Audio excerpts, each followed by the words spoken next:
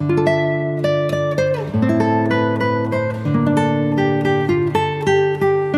Guys, welcome back to my channel. So guys, आज मैं आपके लिए लेके आऊँ स्टार क्रॉस लवर के एपिसोड 3 की एक्सप्लेनेशन। अगर आपने इससे पहले के एपिसोड नहीं देखे तो आप उन्हें हमारे चैनल पे जाके देख सकते हैं, और साथ ही में मैं उन वीडियो का लिंक नीचे डिस्क्रिप्शन में भी दे दूंगा, तो आप उन्हें भी चेकआउट कर सकते हैं। और मैं आपको रैंडम सीन हटाकर मेन स्टोरी के हिसाब से एक्सप्लेन करूंगा।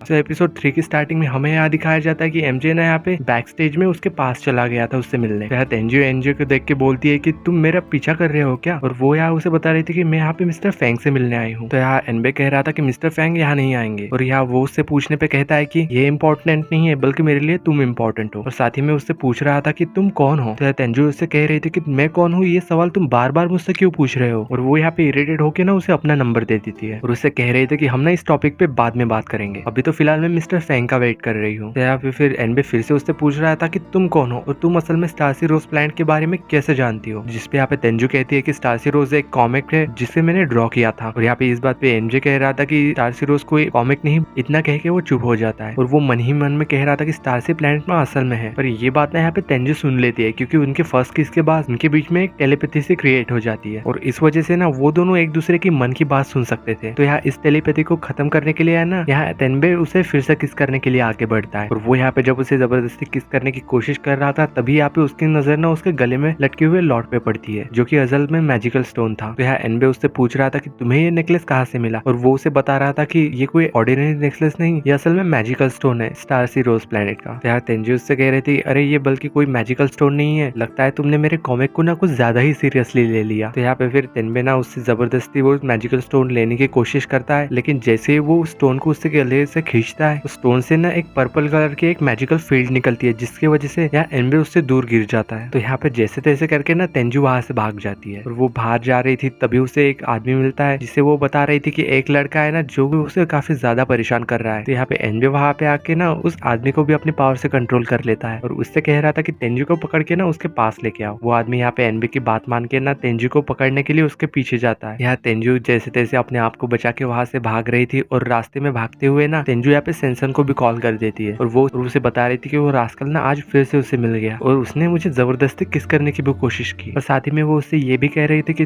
तुम ना मुझे कार पार्किंग में पिकअप करने के लिए आ जाना। तो जब हमें यहाँ नेक्स्ट सीन में दिखाया जाता है कि एनबे और तेनबे ना असल में क्वांटम सी में पहुंच चुके थे, जहाँ एनबे अपने हेड को बता रहा था कि मैजिकल स्टोन ना असल में मिल गया है, लेकिन वो ना उसे हासिल नहीं कर पाया। तो यहाँ पे वो ना लीडर से और कुछ थोड़ा टाइम मांगता है उस दूसरे एलियन को पकड़ने के लिए, लेकिन लीडर तो यहाँ पे उसे चांस ही नहीं देना चाह रहा था, क्योंकि उन्हें ना उस एलियन से ज्यादा मैजिकल स्टोन की जरूरत है। तभी यहाँ पे तेंजू एनजे से पूछती है कि तुम कौन हो, और वो दोनों यहाँ पे फिर से अर्थ पे आ जाते हैं। और यहाँ पे तेंजू तो अभी भी उसे एक सपना ही लग रहा था, और वो यहाँ पे भूल जाती है, पर सोच रही थी कि एनबे ना असल में उसके कॉमिक का मेन लीड कास्ट है। वही इधर दूसरी तरफ यहाँ पे सोही भी कार पार्किंग में आ चुका था, लेकिन वो ना यहाँ पे एनबे को देख के वहां से भाग जाता है। इसके बाद यहाँ पे एनबे पार्किंग में तेंजू को ढूंढ रहा था, और वो यहाँ उसके पास आ जाता है। तेंजू यहाँ पे वहीं पे रखा हुआ एक लोहे की रॉड उठा के उसे डराने की कोशिश कर रही थी, और इस बात पे तो यार दोनों की आर्ग्यूमेंट हो जाती है। तो यहाँ तेंजू को ये लग रहा था कि एनबे ना असल में उसके कॉमिक का एक मेन लीड है, जो कि असल में कॉमिक से बाहर आ चुका है, और वो यहाँ पे ना उसे मारना चाहता है। तो तेंजू उससे पूछ रही थी कि तुम मुझे मारना क्यों चाहते हो, मैं तो तुम्हारे राइटर हूँ ना, तुम मेरी बात सुनो। और वो यहाँ पे उससे पीछे हटने के लिए कह रही थी। तभी यहाँ पे सेंसेन स्कूटर लेके आ जाती है, और तेंजू उसके पीछे बैठ के वहां से भाग जाती है। पर फिर से ना यहाँ एनबे उसके सामने आ गया था, और वो यहाँ पे सेंसे को भी अपने माइंड से कंट्रोल कर लेता है, और वो यहाँ ना उसकी थोड़ी देर पहले वाली मेमोरी को इरेज कर देता है, और वो यहाँ पे तेंजू का हाथ पकड़ के उसे वहां से ले जा रहा था। वही तभी यहाँ पे सेंसन के पास सोही आ गया था, वही दूसरा एलियन, और वो यहाँ ना उसकी मदद करके उससे हिप्नोटाइज से बाहर निकालता है। यहाँ सेंसन सोही से पूछ रहे थे कि मैं यहाँ पे क्या कर रही हूँ। तो यहाँ सोही उससे कह रहा था कि तुम शायद भूल गई, तुमने ना असल में मुझे यहाँ पे मिलने के लिए बुलाया था। और वही इधर दूसरे तेनबे एनजी को कार में बिठा के अपने घर लेके आया था। तो यहाँ पे तेंजू को जब एनजी का पैरेट दिखता है, तो वो उसके पैरेट को देख के ना एक बिग हेड चिकन बोलती है। तो इस बात पे ना यहाँ पे वो तोता भड़क जाता है, और वो उससे कह रहा था कि क्या तुम्हें दिखाई नहीं देता, मैं इस प्लेनेट का सबसे अच्छा तोता हूँ। और फिर यहाँ एमजे ना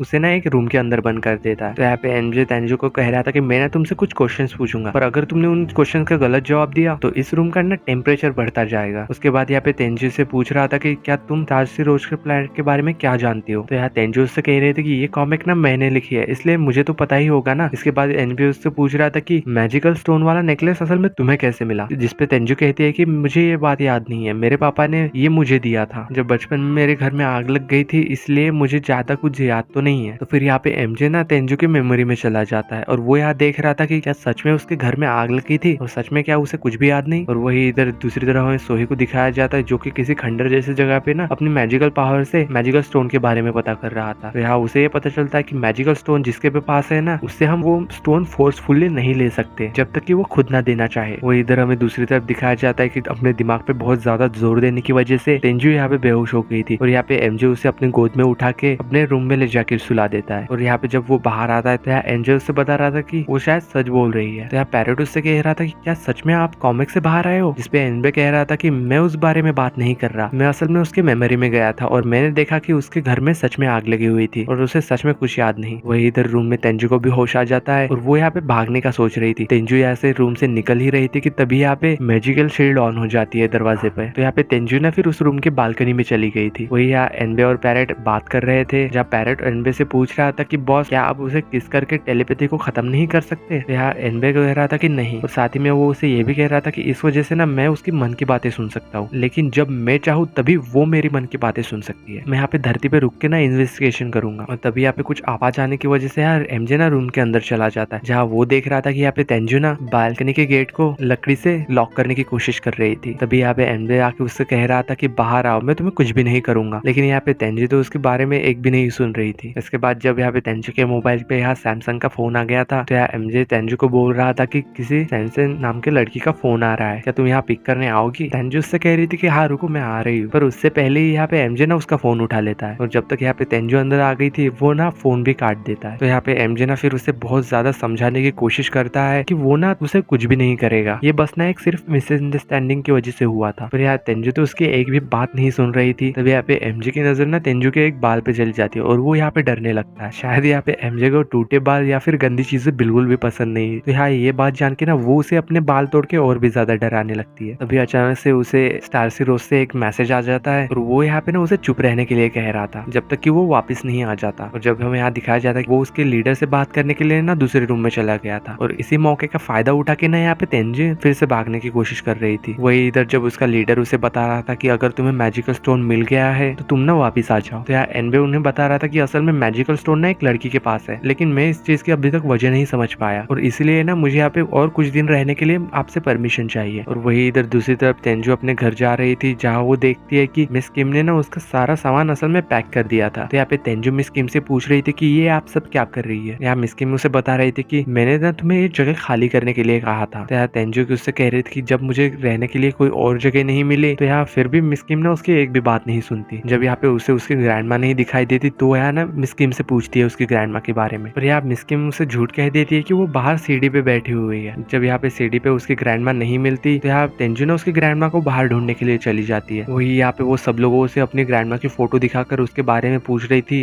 तभी यहाँ पे ना एनबे ना यहाँ पे अपने कार के अंदर से बैठ के सब कुछ देख रहा था और यहाँ पे उसकी ग्रैंडमा के ना मिलने पे तेंजू ने थक के एक जगह पे बैठ जाती है और वो काफी उदास थी। तभी यहाँ पे एनबे वहाँ आ जाता है और यहाँ पे उसे देख के तेंजू चिल्ला के कह रही थी कि प्लीज तुम यहाँ से जाओ, मैं पहले से ही बहुत परेशान हूँ क्योंकि मेरी ग्रैंडमा खो गई है। तो यहाँ एनबे उससे कह रहा था कि मैं ना तुम्हारी हेल्प करने के लिए आया हूँ। और इसी सीन के साथ एपिसोड 3 की एंडिंग होती है।